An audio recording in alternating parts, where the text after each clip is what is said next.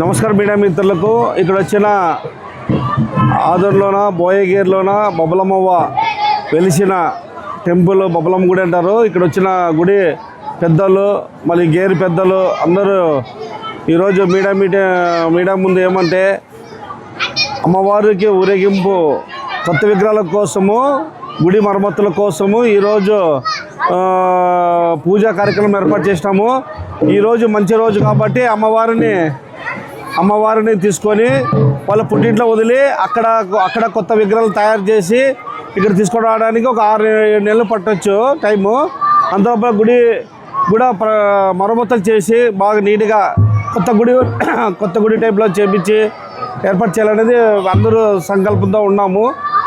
మళ్ళీ ఈ సంకల్పంలోన అందరూ కలిసి అందరూ చేసి ఈ కార్యక్రమం జయప్రదంగా చేయాలని కోరుకుంటాం. ఎందుకంటే అందరూ ఉంటే గుడి టెంపుల్ బాగా ఉంటుంది. ఎందుకంటే ఎక్కడో పారుమూరు పల్లెల్లో బాగా టెంపుల్ అభివృద్ధి చెందుతున్నది.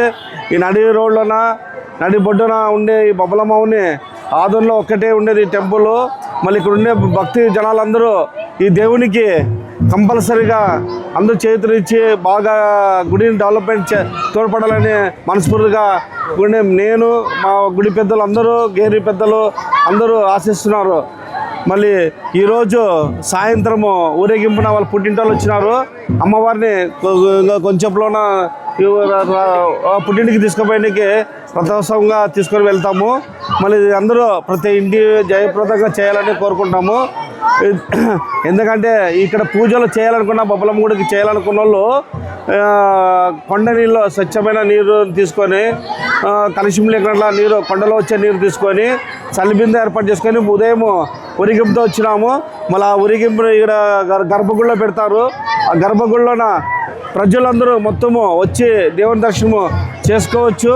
ఎందుకంటే ఈ ముఖ్యంగా మళ్ళీ ముఖ్య గమనిక ఏముందంటే ఇక్కడ ప్రజలు దేవరులు అంటే బొబ్బలమ్మని చేసేది ఎక్కువ దేవరులు చేస్తారు. మరి 6-7 నెలలు దేవరు కొంత పోస్ట్పోన్ చేసుకుంటే బాగుంటుంది. ఎందుకంటే విగ్రహాలు ఉండవు. మళ్ళీ వాళ్ళకు తప్పదు, టైం లేదు. ఇంకా వాళ్ళకు కంపల్సరీ చేయాల్సిందంటే వాళ్ళకు సంబంధించిన ఎవరు ఉంటారో బాబులు కానీ అవి పెద్దోళ్ళు కన్సల్ట్ అయ్యి చేసుకోవచ్చు అని కూడా చెప్తున్నాము. మ్యాక్సిమంగా 6-7 నెలల వరకు మరమ్మతుగా ఉంటుంది. కాబట్టి దయచేసి భక్తులందరూ మనసులో పెట్టుకొని దీన్ని ఏదైనా కార్యక్రమం చేయాలనుకుంటే పోస్ట్పోన్ చేసుకోండి. దర్శనాలకు పండుగలు ఏమైనా వచ్చినా కూడా పూజలు జరుగుతాయి. ఈ అవకాశం ఇచ్చిన పెద్దలకు మీడియా మిత్రులందరికీ నమస్కారం. జై బొబ్బలమ్మవ్వ.